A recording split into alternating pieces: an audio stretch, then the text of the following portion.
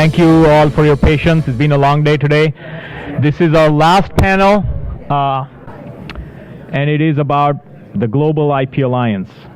Think global, act local. I'm going to start with just brief introductions of who we have on the panel, and then we're going to start with give them a few minutes to just have opening remarks, talk about themselves and their organizations and what they've been doing from an IP perspective.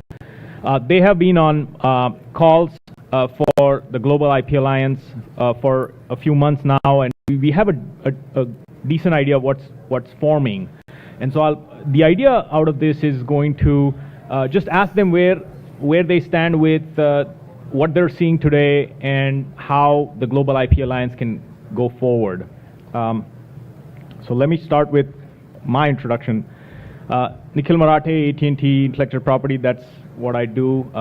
And I'm also on the board of the US IP Alliance and the Global IP Alliance. And about 10 months ago, a year ago, we started thinking about, Scott he's always been thinking about taking this idea of the US IPA to a bigger level. And Scott started having calls, discussions, and one thing led to another, and we started reaching out to people around the world that we thought could bring their connections to bear and their expertise locally around the world to do something on a global level that was being done in the U.S. And that's how it started. And one thing led to another. We have 250 almost people around the world that are connected through connections that we were able to make through US IPA, and many of the people are on the stage here and many of them in the room.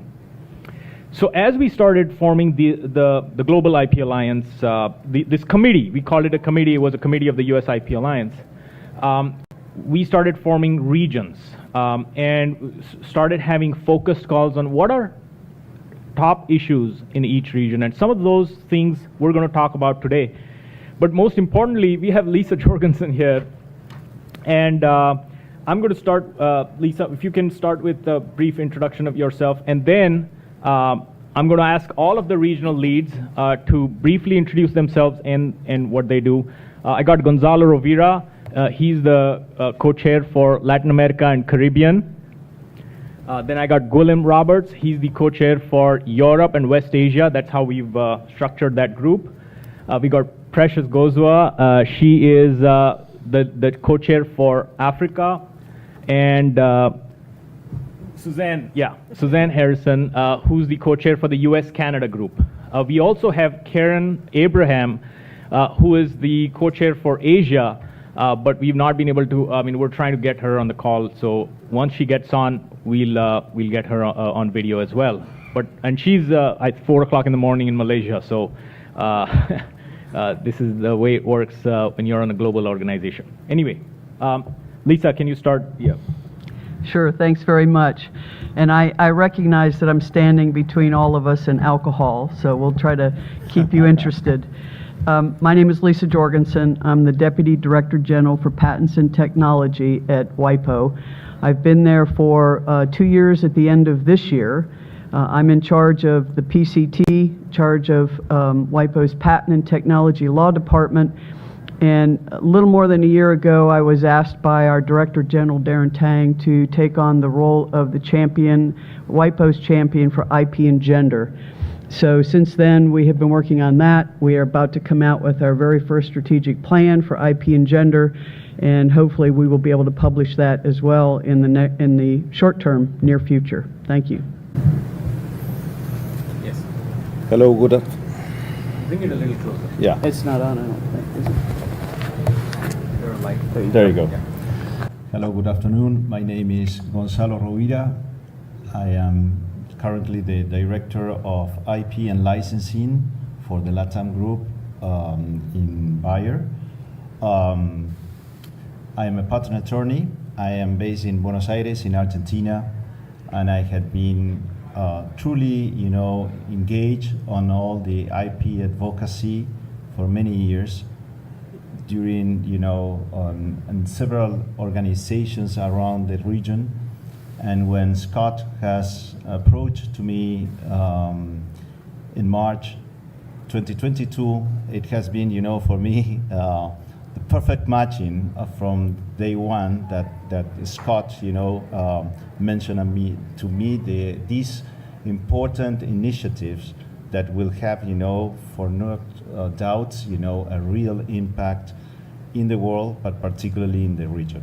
So thank you for being over here and for inviting me to participate in this panel. Hi, I'm Gwilym Roberts. I'm a patent attorney from the United Kingdom.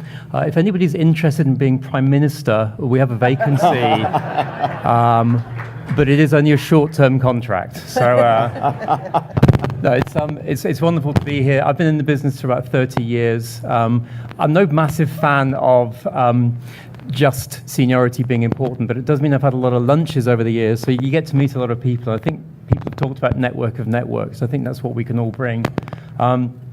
So I'm chair of my firm, Kilburn & Strode. I think it's something like honorary professor at Queen Mary University of London, honorary secretary of the Chartered Institute of Patent Attorneys in the UK, which is our main representative body.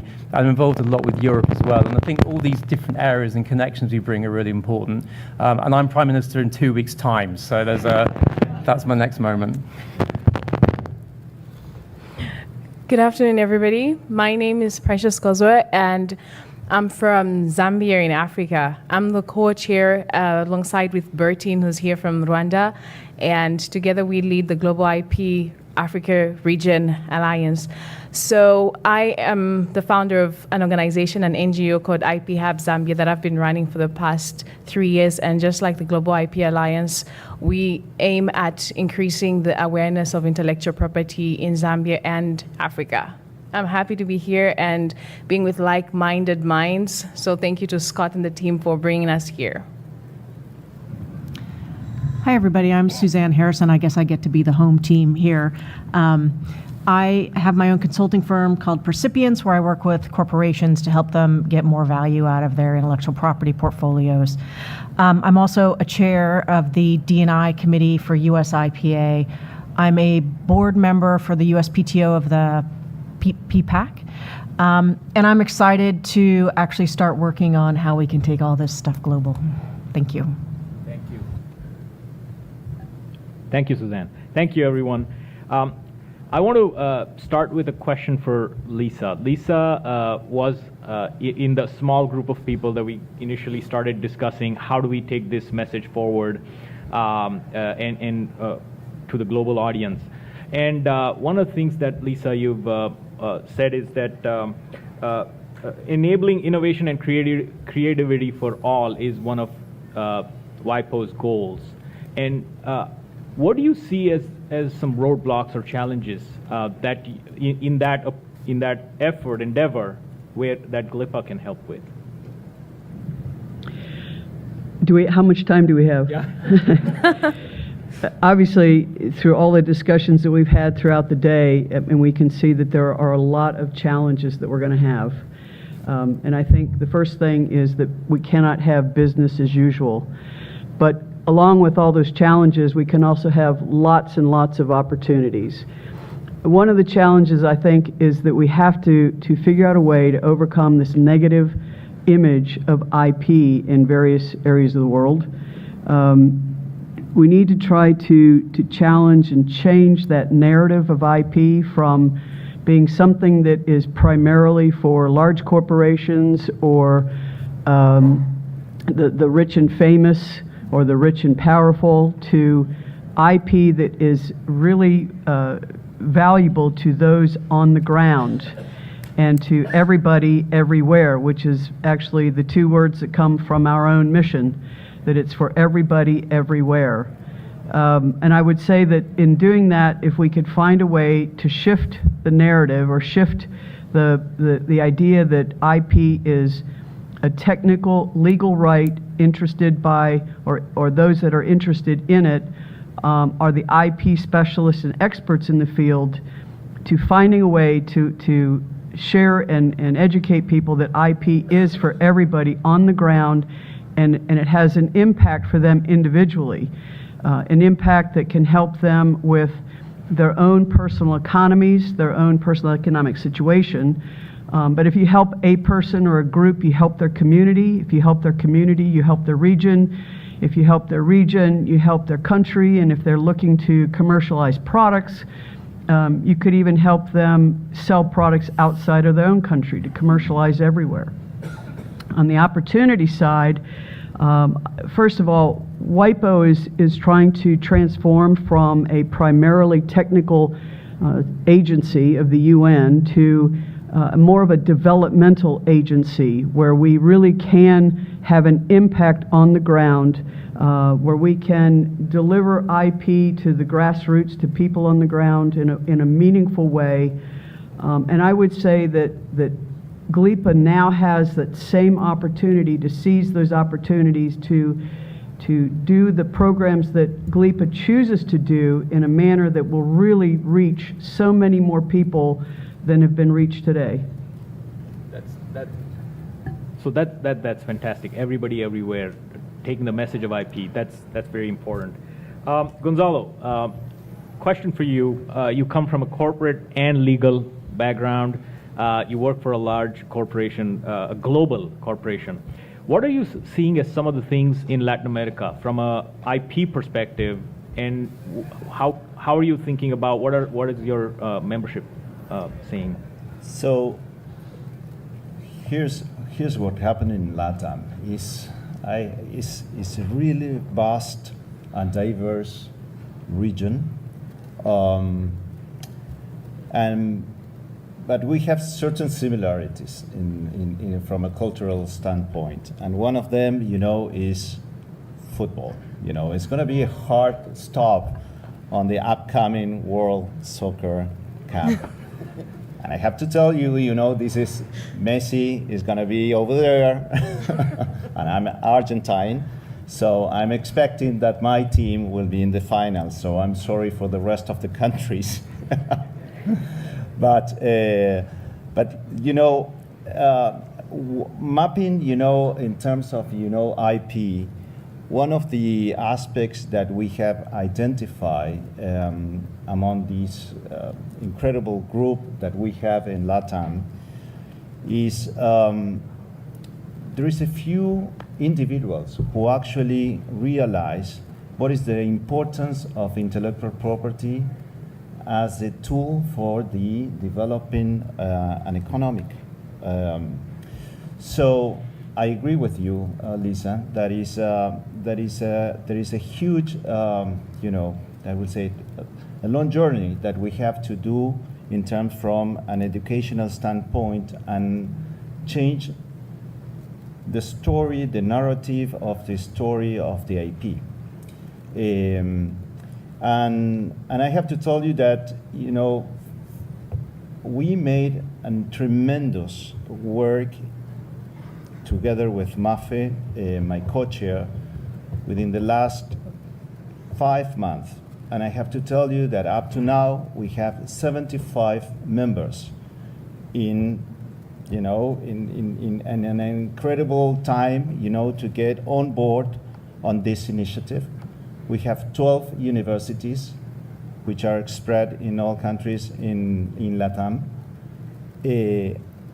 So this is incredible because, people know that there is something that has to be done, that we can put all together and that we can match on this main principle. And this falls in these fundamental principles, the 3 main pillars that the GLA IPA has, and this has been an amazing aspect, in terms of considering in LATAM. First of all, I would say that we identify from the IP awareness and education that there is a lot of things that we need to do from certain parts of our society, and I had been listening today and was coming to my mind without having the opportunity to talk with many of the individuals who were all presenting here, that there is a specific part of our society, like entrepreneurs and the youth, that there is a lot of work that we need to do over there. And I'm seeing, and this is, discussing with with the LATAM team, that we project, how to get into schools, how to get to the future generations, how we can start having the IP education at the elementary and the high school level. Just start it over there, because the initiatives on the IP field exist, but is, under the postgraduate course and mainly on the law fields. So this is interesting in terms of, how we can start changing this story of IP. And this is going to be taking time, of course. We are realistic that this is not going to be from one day to the other. But I think that we have a very important mission, and I'm sure that we will be accomplishing. On the other hand, in terms of, the IP collaboration ecosystem, I do see that it's fundamental to have this collaboration between public, private, and the academia sector, to get that.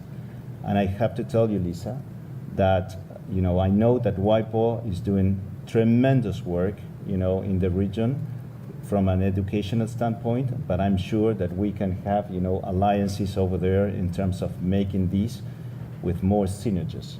So we can arrange, to get into the point that, this collaboration will be making happen, to get into the foster innovation and the importance of IP. And finally, just to end, is from the inclusion and diversity perspective, what I'm seeing is that after pandemic, or within the pandemic, that has been creating that many people has been starting to do, developments of certain businesses. And they have discovered in some point, small and medium-sized entrepreneurs, that IP as a tool to get this. And we have concrete examples in Peru, in Colombia, in Chile, that from a culinary perspective, or the gastronomy and the tourism, they have been implementing, a business model, a new business model where, IP has been found as a tool, and this has been creating, benefits to the society. So really was, I'm seeing, that this is matching perfectly. That's phenomenal, right? Grassroots awareness of IP and driving value at a local level. Very important. Quillam, you've been with many IP organizations for years. You're very active in outreach, in diversity. Europe also has a unique, developed IP regime in many ways. How do you see GLIPA working on areas of focus for Europe? Thank you. I didn't touch it then. Well, first of all, on football, I'm Welsh, and Wales has its team in the World Cup for the first time since 1958. But I think that gives you kind of a lot of energy, so we'll see you in the final. That's the plan. That's the plan. First of all, I want to introduce my colleague Ilias. We're working together on the European West Asian group, and we've had some great conversations. And one of the benefits we have is that we do have a well-developed system. The European Patent Office has done amazing work, and the UK has been doing patents for a while. I think patent number one's for a suit of armour, by the way, in the United Kingdom, so we really have been going for quite a long time.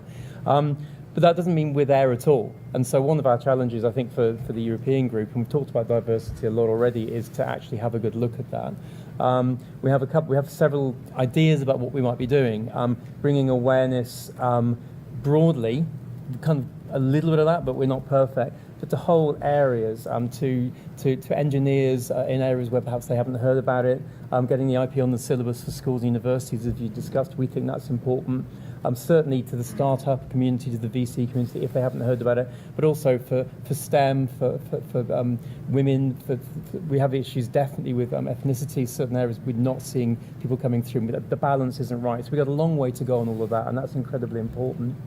But I think also we have a benefit that hopefully we can bring is we do have a lot of resources that we've created And I'd like to think the European West Asian group can share those resources more broadly with the GLIPA community. And I'll point to two in particular. First of all, educational. We have all kinds of tools and things to learn, not just to learn to do IP, but also to implement it and use it. Toolkits for licensing organizations, all that kind of thing. It's out there already. Let's reuse this. Let's not, as somebody said, reinvent the wheel. And the other one is on diversity, DEI. I'm actually kind of an observer here for an amazing organization called IP Inclusive, based out of the UK. I know that some people here have crossed it. Wonderful woman called Andrea Brewster is behind it. It's got an astonishing set of resources. It's fascinated in not only issues of ethnicity and gender, but also has youth, one for non-traditional families, all these different areas, neurodiversity. All these resources are there, and I think a really important thing that we want to do is to share that. And have I got 1 minute for my personal passion? Go ahead. Yeah. Apart from the Welsh football team, which is that we've mentioned a few times on some of the other panels the importance of the individual contribution. One of my little bugbears about the entire patent profession is there's about 4,000 members in the UK. There's something like 14,000 patent attorneys in Europe. Every one of those could actually have been useful and gone into science instead. We've pulled out so many people from the world of science. I think we should give something back. And one thing that people have mentioned a couple of times is that the argument against a lack of diversity in the patent profession is because there's a lack of diversity in science education. And there's a wonderful charity in the UK which pairs tutors with kids from deprived backgrounds. And that's an individual thing that anyone can do. And I'm proud to have been doing that for a couple of years. I'm just helping kids go for the exams we have for 15-year-olds in the UK is called GCSEs. And we're about to launch in the UK an initiative where we introduce that charity to the whole profession. And we ask people to give 1 hour of their week up to tutor a kid who otherwise wouldn't have the opportunity in a STEM subject. We want to solve that problem, and I think individual direct action is really, really important. And that's the kind of thing we'd love to spread if it's available. So. Absolutely. Don't reinvent the wheel. There's already resources. Same thing with the US IPA. We already have a lot of resources. Let's spread the word. One of the things we do, or we intend to do. Thank you, Quillam. Precious. Africa is a growing continent. 60% of people are under 30, something like that. Yep. GDP is going to be 9 times in 40 years. GDP per person is going to triple in 40 years. Yeah. Huge demographic changes, and also huge differences from an IP regime perspective. What do you see as the biggest areas of focus for GLIPA as you lead that effort? You And Burton. Yeah, Burton. Thanks, Nikhil, for that question. So with Africa, we're growing exponentially, and I love that some of the priorities that the GLIPA has is to raise awareness. And with this gap, there's an opportunity. Like Lisa said, wherever there's a gap, there's also room for an opportunity. And just to mention, just last year alone, there was a 46% increase in venture capitalists investing in Africa, Latin America, and the Caribbean, which just shows where people's priorities are and opportunities are in these 3 regions. And as Africa, we would love to work with GLIPA to ensure that we have the startups ready and investor ready, so that investors are finding startups that are ready and could be invested in. And some of the things that I feel GLIPA could partner on and work on together is to ensure that startups have access to material that could prepare them. And some of the things have to do with preparing their IP strategies. Investors look for 3 things, I think. They look for who's leading the team members, they look for the market size, but they also want to ensure that that place has IP protection. So GLIPA has this role and this space to fill in to ensure that these startups, these SMEs have this IP awareness to protect their investments and their investor ready. I must also mention that Africa is growing, and as a young continent, we have SMEs who contribute to 80% of the GDP. That's quite a lot. It is. That's quite a lot. And it should not go unnoticed, but something that GLIPA could do is make sure we tap into this potential at the grassroots. GLIPA needs to ensure that we're replicating some of the ideas like the K-12, reaching out to students at the grassroots whilst they're in primary school, whilst they're in high school and university, to ensure that they have this knowledge ready to commercialize their ideas. And with this, I think together we can prepare Africa for the next wave that is coming. What an important point. Any investors in Africa, you know who to contact. No, that's great. Thank you. Thank you, Precious. On to Suzanne. You've been with USIPA for 2 years, also very closely involved with D&I initiatives, and now you're helping us with the GLIPA, US-Canada region. What do you see as some things that could be areas of focus for cooperation between the USIPA and the US-Canada region and Global IPA? Yeah, so I think that first and foremost, for all of you from outside the country who are here today, if there was anything that you've heard or any connections through USIPA that you would like to have, please come to me and I'm happy to make that available. I think that while many of the things we do here in the US will not translate immediately over to other countries, they could at least start as a way to create ideas or can be customized to each individual region or country based on where they are.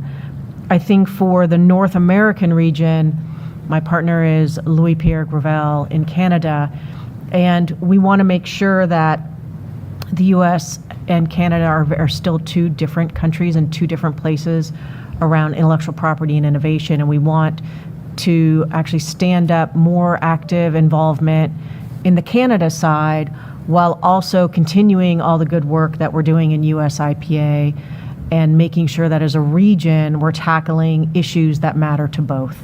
And so again, I look forward to hearing from all of you if you have ideas and things that you think are relevant for the region for us to focus on. And again, any way that we can take what we've learned here in the US, can raise my hand and say that I'm happy to help out D&I wise with as many things as I can across as many different regions as possible, because there are many things that we do here today that we want to go international. We want to make available around the world. So, you know, with Lisa's help, we're looking to partner worldwide and make DEI something that everybody's doing, however it is defined by the country and region it's going to. Thank you, Suzanne. That's very important. I'm going to come back to Lisa. Well, the WIPO medium-term strategic plan has a lot of similar goals. Can you talk a little bit about that and how we can partner and collaborate on that with GLIPA? Yeah, sure. Thank you, Nikhil. When Scott and Nikhil first called me and I started looking into the USIPA, the strategic plan, the mission visions, I was very surprised and pleasantly surprised that our WIPO's medium-term strategic plan from 2022 to 2026 was, in many ways, had a lot of similarities to the USIPA strategic plan, which is now, or the pillars in the strategic plan, which is now going to become part of GLIPA. And I guess if I could say, where are the areas of, in my own personal view, I'd like to see GLIPA move, areas of that we can really collaborate together on that make a lot of sense for both organizations. I think the first would be SMEs. 90% of all companies in the world are SMEs. What a wealth for us to be attracted to help. And I think that a lot of SMEs do not know about IP. And I don't mean talking patents and trademarks and copyright, but talking about their innovation and their creativity and how do we get them to participate in a way that IP can then be used to help them grow their business. The next one for me would be youth engagement.